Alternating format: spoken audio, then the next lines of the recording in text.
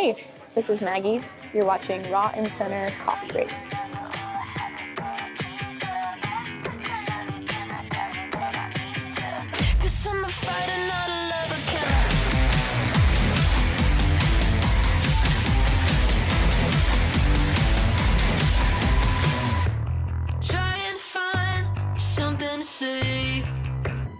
My whole life today, I can rip it apart, you can pull me away, make sense of my mistakes, build me up, break me down, prove me right, make a sound. We are here with Maggie Miles. Your artist name, Maggie Miles, where did that come from? I actually forgot my birth certificate at home, so I don't have the ability to show you, but it's just the name. Legit? It's legit, yeah. What inspired you to make music? Music is kind of unavoidable in this world, especially with everything being like in our pocket and like right there. But what inspired me to actually like create it for myself was just out of pure necessity. Music is just how I engage with what's going on in here and reconcile with things I don't fully understand at times, and then things that I do understand. Music just helps me make sense of things, and it's really truly made me who I am today, is the ability to create with it. Now I have an interesting question, because I've heard your entire discography. How would you describe your music? How would you describe it? For me, you're just flexible in every aspect. One song, for example, Deserve This, one of my favorites, and then Close is another one of my favorites that found myself being wrapped up in like this very intimate, soothing sort of sound that then crescendoed into something that was almost cinematic. But then I listened to Deathmatch Baby, or I listened to Skin, and all of a sudden I'm headbanging along with you. For those of you guys that haven't seen the Deathmatch Baby music video, take a peep at it and you'll know exactly what I'm talking about. It branches out everywhere and encompasses almost every feeling. And so for me, I wouldn't even say maybe per se a genre. Yeah.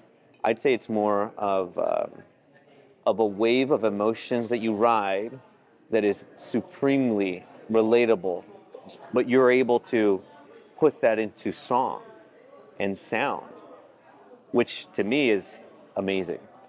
Whatever you take from it is what you're supposed to take from it. And not in a way that I don't care, but in a way that it's for you. So you're going to interpret it how you need to. And also, thanks for telling me that. That was really cool. That was very encouraging. Now I'm curious to know, with how amazing and elaborate your sound is, what does your creative process look like? It's honestly never been the same kind of process, which is fun. But lately, for the stuff that I've been working on, this newer music that we've been talking about, I feel like a fraud when I say this, because I'm just like, this isn't actually how I'm making this right now. But I genuinely will wake up in the middle of the night humming a melody, and I'm like, oh, and I'll record it, and then the next day I'll write a song to that. Or I'll be driving, or like just going about, like mopping at work, like random, and the melody will come to me, and sometimes the lyrics too. But historically, that's never been the case. Historically, it was, I made the music, and then the music would just evoke out of me words, and I would start singing with it. I have songs on my last record. The main one I'm thinking of is a song called Asthma. That one was me strumming all of these acoustics and stacking them in my production DAW. And then when we took it to the studio, those acoustics became it became like a synth sounding. Like that's me manipulating all those guitars. And then I just hopped on the mic and just started singing. And I had no idea what Buried My Hatchet in the Clouds meant. But now I do. And now it has a meaning to me. And that song took on a whole new life and kind of opened up something in me where I was like, let's see what happens when I don't think about it, when I just start speaking. And it's almost like verbally processing, but to a melody. And so that was kind of that whole process. And now I'm almost working backwards from that. And really trying to dig deep as much as I can with what I'm saying in this new music, but making it more accessible than ever without forfeiting the art. What are some of your musical influences or musical heroes, and how have they influenced your music? Um, Dang, I love that. It just takes you back to like when you're younger and discovering music for yourself for the first time. Causes you to kind of pause and be like, who changed things for me? Um, Honestly, when I was really young, I was shown Paramore. My dad showed me 3 bands that have still stuck with me, and it was Paramore, a band called Meat Math, if you've ever heard of them. You should check them out. And then Coldplay. Coldplay is like early Parachutes and Rush of Blood to the Head, those kind of earlier albums really shaped me as a younger person. And then when I got into early high school, I discovered a band called 21 Pilots. And they kind of honestly changed the trajectory of my life, to put it in some intense terms. But there was something about, I think most people that you meet that is a fan of theirs will probably say something to this effect. But there is something about the way that he takes his inner world and presents it to you. You just feel so much less alone. And it is sad sometimes what he's talking about, but it doesn't feel hopeless. It feels like there is something more to be had in this life.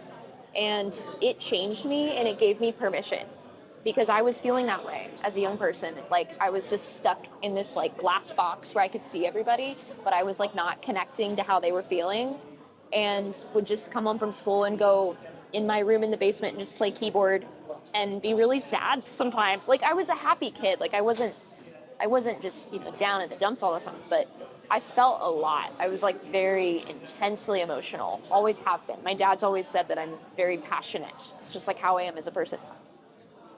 And I didn't have anywhere to like put that except on the keys. And so when I was met with their music, I was like, I should try like expressing this through lyrics, and it changed everything up here for me and like unlocked my purpose, honestly. So yeah, I really like that band. They're awesome, and sonically, I think that we're pretty different.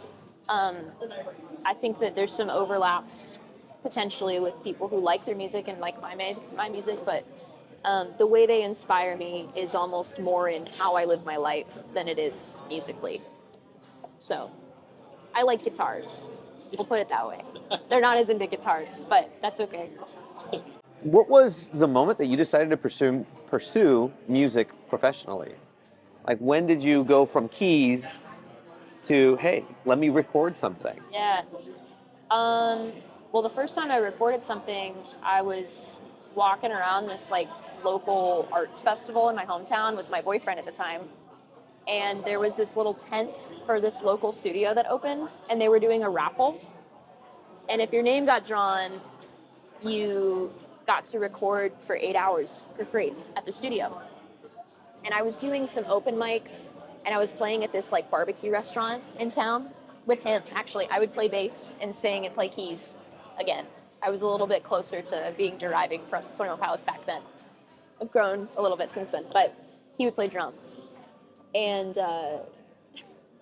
I had just a lot of songs that I was writing, and I had a SoundCloud account that I would record just on my voice memo, just out loud, me playing like with the speaker out loud.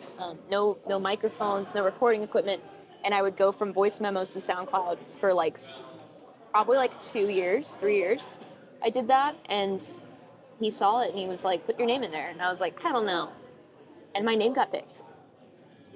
So I went in and recorded 2 songs, and those were the first 2 songs I ever put out. And that was kind of the first step. And then, but what really made me want to do it was playing live. My first show in like a real venue, like, hey, how's it going? I'm good, how are you? It's my friend Natalie. Go stream her music. Natalie Madigan, she's great. She's awesome. Total plug. We'll throw that in Yeah, there. dude. Heck yeah. Yeah, go listen to her. She's incredible. You were mentioning the first two songs that you released. I did a little bit of digging, and I saw in one of your posts that you had said contradiction comes out. I looked for it everywhere. The only place I could find it was your YouTube, Yeah. and I watched it. Oh, was it I the watched- talent show video? Yes. Okay. Yes. Yeah. Was that one of the first two songs that? Yes, that was the first song I ever put out on like iTunes. So I had a bunch of stuff on SoundCloud, but that was the first thing where I was like, people can like buy this, and people like streaming was starting to become a thing too. So I was like, people can like use their Spotify or whatever. Like I didn't even have Spotify when I started releasing music because it was just such a new, you know. In the pursuit of your musical journey, Yeah. what's been the hardest part or the hardest aspect of it all in pursuit of that dream, of that passion? Hardest part? I think it goes hand in hand with the thrill of it, but it's just the unknown. Like I have no idea a year from now what my life could look like. It could be the same. It could be I'm working at a coffee shop still and putting out music, hanging out with my friend Moy. Like it could all be the same. And that's the thing is I have to be okay with that because the purpose for it all isn't honestly have anything to do with me. It's about what I'm creating and giving to others for them to have. So that's important to keep in contact with. But that being said, it is difficult sometimes. I've had to kind of work through some trust issues. Just at this point, just because people will promise a lot, people will even throw you a bone and like give you something. You gotta not white knuckle all of it. You gotta hold it like this and just be grateful for whatever is there or not there, and know that that's just not why you do it. It's about this. Yes. You know, like what we were talking about before. It really is. But yeah, just not being bitter, not being jaded. 2023 was arguably the hardest year of my career for me. I had a lot happen on the industry side for me that was pretty heartbreaking. I'm just now starting to kind of bounce back from that. And you can blame people all you want, but at the end of the day, like, I have to kind of make my own decisions to, like, be elastic and be like, this is how it is. And, like, I chose this career path, and it's really hard. But living in this city is great, too. Just, I mean, literally just an incredible artist just walked by a couple minutes ago that she's just at a coffee shop doing her thing, too. And that's inspiring. Like, we're all doing this, we're all in this together. It sucks sometimes, but it's also just the best job in the world. I hope I don't sound narrow-minded to what other people have walked through in their own respective careers. I don't want to seem that way. Yeah. You know, I love how, because my next follow-up question was going to be what are some things that encourages you? And it seems like you answered that question, at least with like the environment, with the people, the energy, you know, and then seeing further than just the surface of money, gigs, rather the people, how we spoke of earlier. And outside of that, for Maggie, what keeps Maggie going and what keeps Maggie creating? I love to be busy. I love to like stack up my day with meetings and going to shows and, you know, being involved in things, and that doesn't bring me any purpose. And it's like this hard balance of being involved, talking to people, hearing their story, hearing about what they do, who they are. That's just so important as an artist, because you can get so enclosed. But then at the end of the day, like, retracting from that and like exhaling and just like being by myself. Like I was afraid to be by myself for a long time. And the only time that I was ever alone was to write. But now, like, you have to live your life in order to pull from it. If I'm just continually being alone or continually being out there, like, I'm not going to have anything to think or say. So journaling is a big one for me. Processing, praying. When I'm, like, doing that, I'm much more Maggie. Like, I'm not as angsty and just, my world's too small. Does that make sense? Yes. Yeah. Absolutely. It's not good. It's a recipe for disaster. Yeah. Yeah. I'm looking forward to seeing you perform live. Now, like I mentioned, you did make a few you did perform live a couple of times. What was the most memorable live performance that you've ever given? Just like my whole career.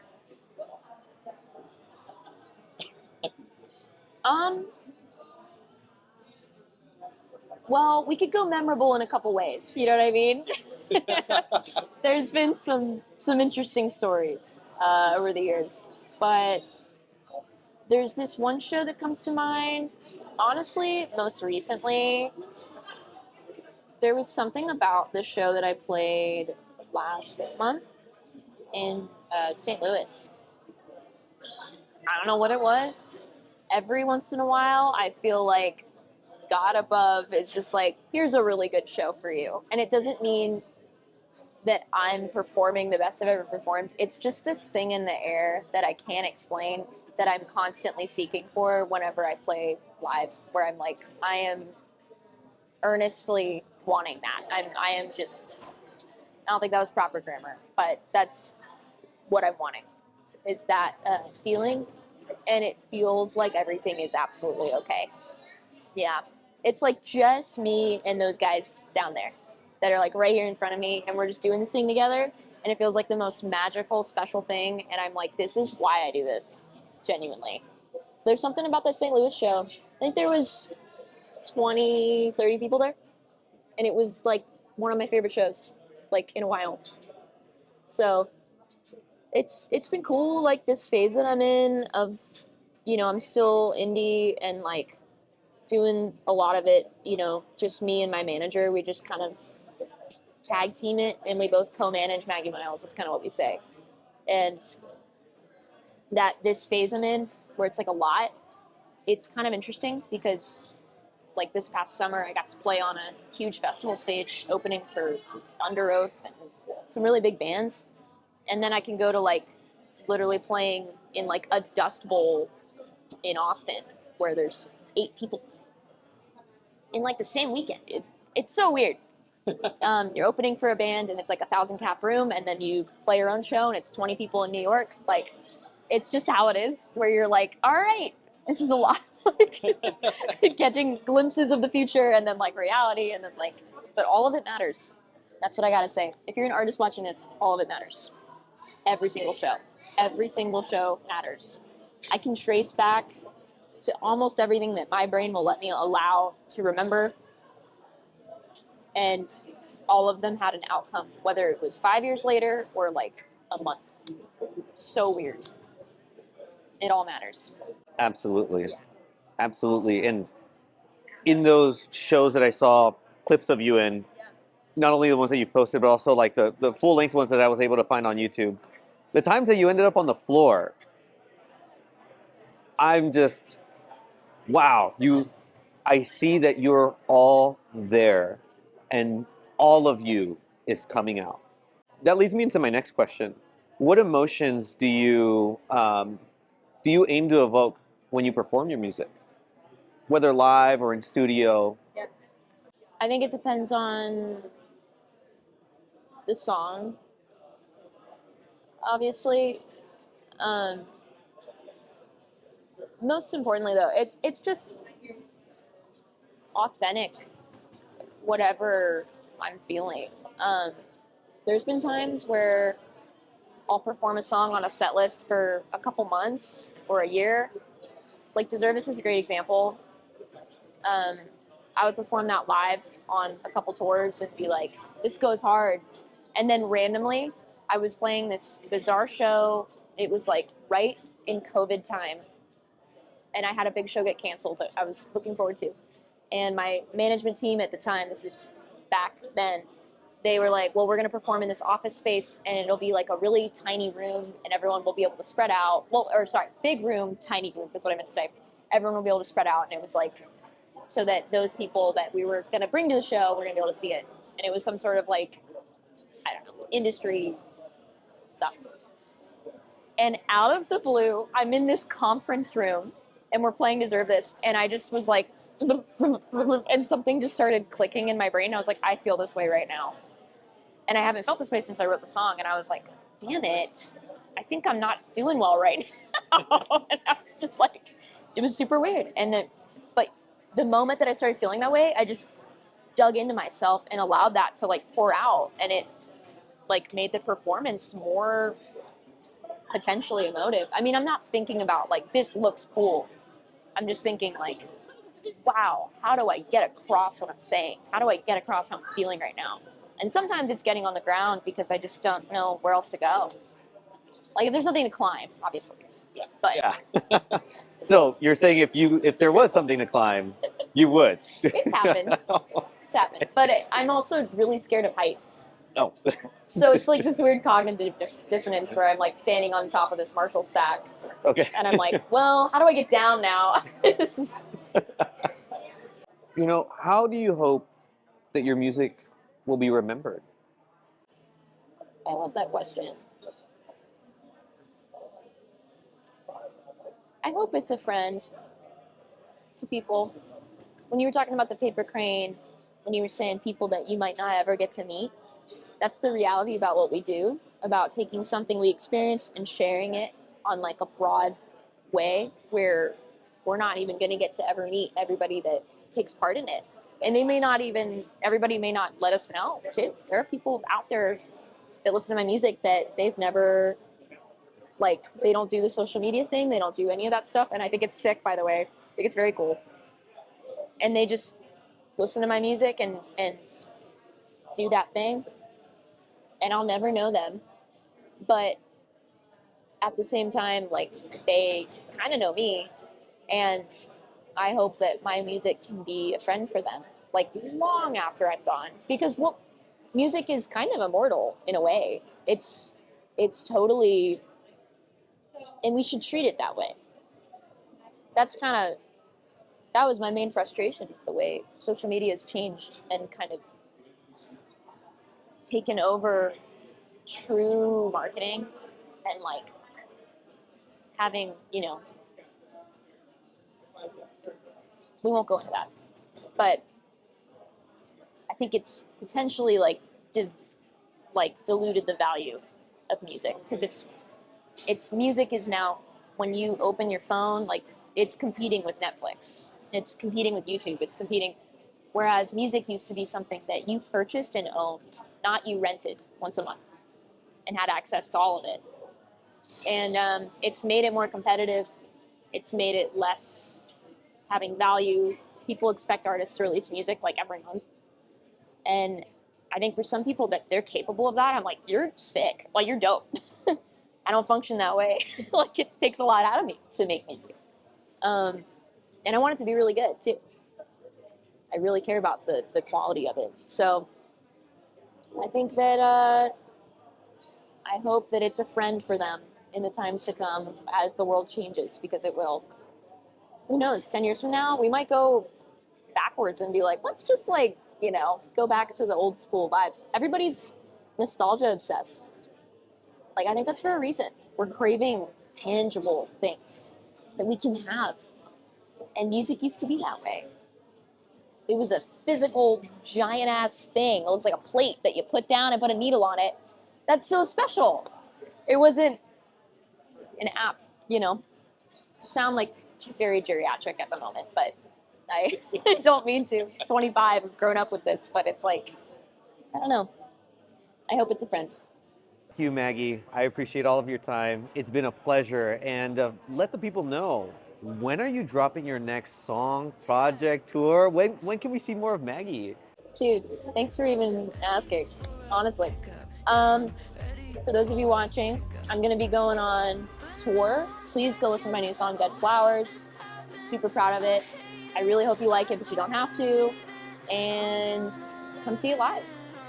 Come see all the stuff live. I have a really special set list planned that's kind of spanning all of the eras of it. So come check it out. Thank you so much, Moy. You're awesome, dude.